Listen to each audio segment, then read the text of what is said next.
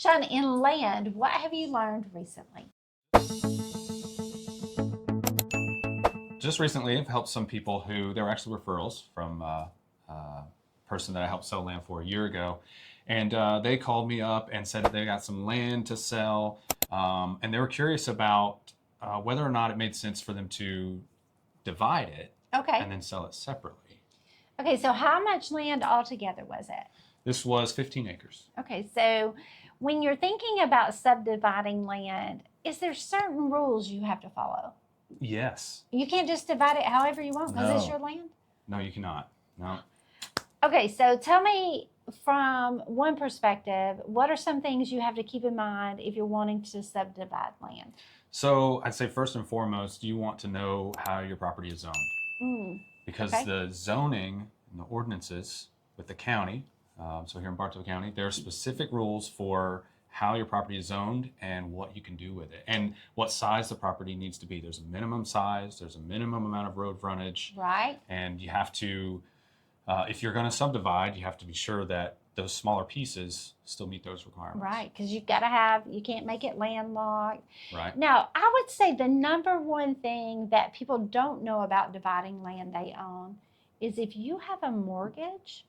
So like on this 15 acres, if these people had had some type of land loan, so not necessarily a mortgage because there was no house on it, but let's just say they had borrowed some money from the bank when they originally bought it, a 15-year land loan. If they tried to subdivide that, the lender has to give permission because they used all of that land as collateral.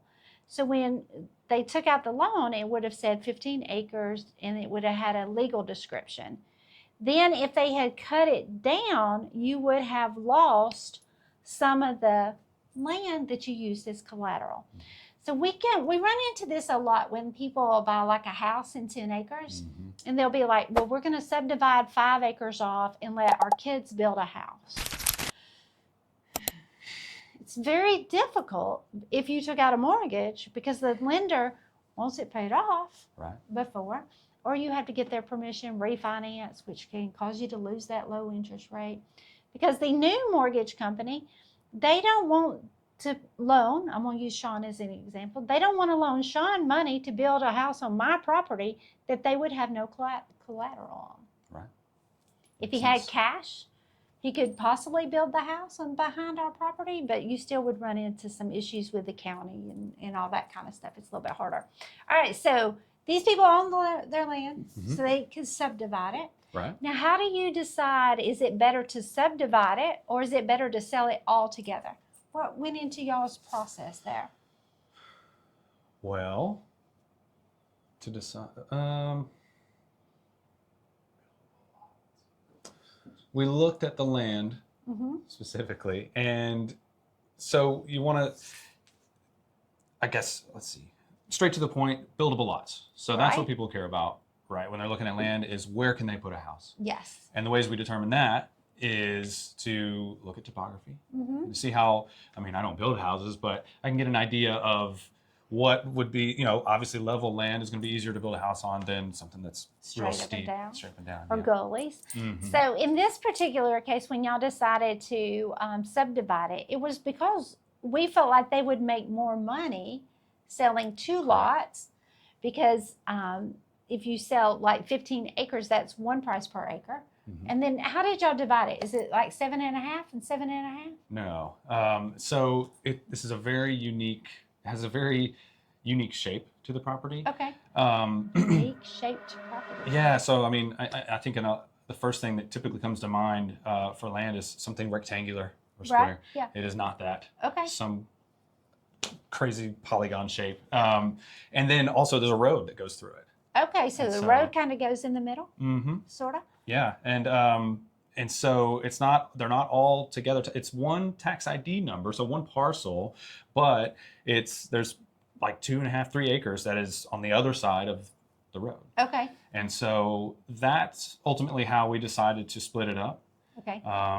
And because and looking at the regulations for the zoning and whatnot and the minimum requirements there, it just kind of fit that way. Yeah. So you've got one bigger tract on one side.